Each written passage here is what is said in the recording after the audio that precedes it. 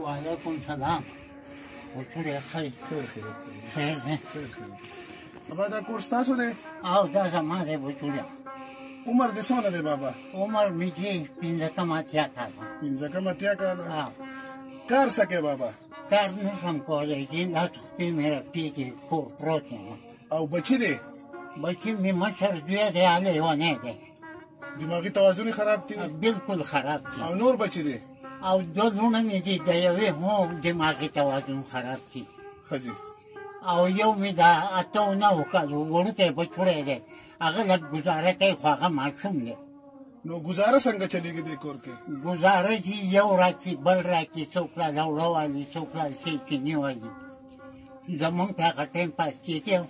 نور په دې پترو کې ناست شو. دا بچي مې د دې ګرمۍ نه ناجوړه شو، غرمه ورته ورپرېوته.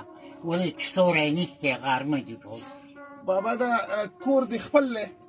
دا لا چا دا ځای راکړی دی، دې وړو دی ورکړی دی. څه چې ځان پې کور جوړ کړه؟ او ځان یې پې دله کوډګۍ جوړه کړه چې دا لیوني دي، د کاروبار نه دي چې د دې سر په سوري شي. او دا بره پلینټر دی که پتری دی جین؟ او دا دې ورته ټوکې لګولي د پردې دپاره؟ دا ورته چاپېره ټوکې دي، د امن دپاره.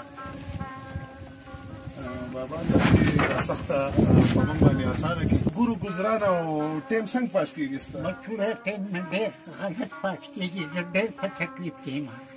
زه وایم چې خدای پاکه دې ما نه سره مرګ راکړي، خو ما د دې ژوند نه خلاص کړي. دا دنیا چې ده دا په انسانیت آباده ده.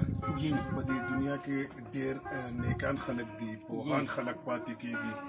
او مطلب دا دی په دې معاشره کې زموږ سره دلته داسې خلک دي چې هغه د عجزانانو بېوسه خلکو سره امداد کوي. نو زه د خپل طرفه ماله زما ملګرو لږې پیسې رالېږلي دي چې داسې بېوسه نو 2-3 پیرې راته دلته خلکو ووایي چې یاره داسې بره یو بابا پاتې کېږي چې وړوکی غونته کې کور دی، 2 بچي، ذهني توازن خراب دي او په کور باندې له پاسه لینټر نشتی، هغه ټیم غونته پترۍ پې لګېدلې او ټوکي کور ته چارچاپېره لګولي دي. نو په موجوده وخت کې په دې علاقه کې په دې غریز ځای کې ته ماته له سچونه زیات مستحق ښکاري. دا زما ملګرو 10,000 روپۍ رالېږلي دي، د هغو د طرفه ما تاله درکړې. الله دې اجر درکړي، الله دې هغو له هم اجر ورکړي، تا له دې هم اجر درکړي. او الله دې تاسو ټول له داسې توفیق او طاقت درکړي چې د دوک انسانیت خدمت وکړي. امین. الله دې باندې رحم او فضل وکړي. زه خو داسې شوی یم چې خدای له راغلی یم، لکه هغه ایسته واړه دي.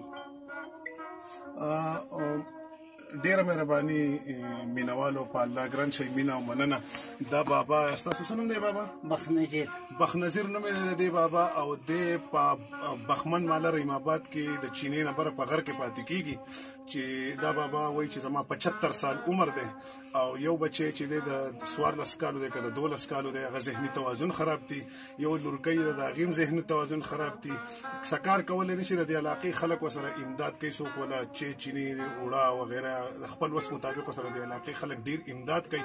چا وله دا ځای هم ورکړی دی، د دې وړوکې غونته کې ځای دی، په دې باندې دا چاته د خلکو ورسره لږ امداد کړی، څه لږ ډېرو یو کوډګۍ غونته کې پیدا راښکړې، خو له پاسه پې پتري نشتي. او د کور د پردې دپاره د دې کور نه چارچاپېره دا ټوکې لګولي دي. نو زه د دې علاقې کې چې څومره مخیره زراعت دي، یا د الله تعالی د څونه ایواد چې دی په دې کې څونه مخیره زراعت دي، په الله معین خلک دي، او مطلب دا دی د غریبانانو سره امداد کوونکي دي. نو په موجوده وخت کې دا بابا چې دی دا ډېر زیات کمزوری دی، بېوسه دی. الله تعالی وایي چې د سپینګیري د سپینو ډکو نه ماله حیا راځي. مهرباني وکړئ د دې بابا سره امداد وکړئ چې کم از کم دی د خپل کور د لږه ډېره چاردیواري وکړي. ملګرو 10,000 روپۍ رالېږلې، خو له ما وکړي، خو په 10,000 روپۍ خو 10,000 خښتم تقریبا نه کېږي.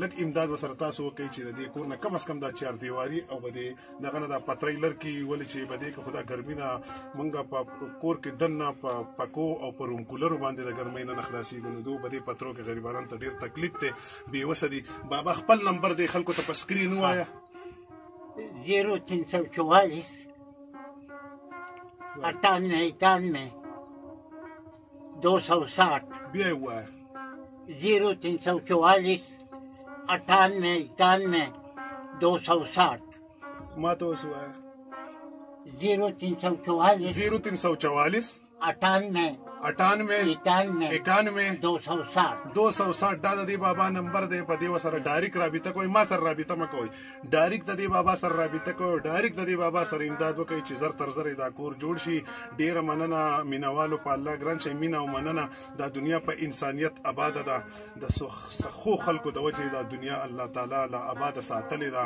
الله تعالی یو د هر قسمه مشکلاتو تکالیفو مصیبتونو اپتونو بېوسۍ بېبسۍ او بیماریان نه بچ وساته او په الله ګران شئ الله یو ښاد او آباد ساته ډېره مننه السلام علیکم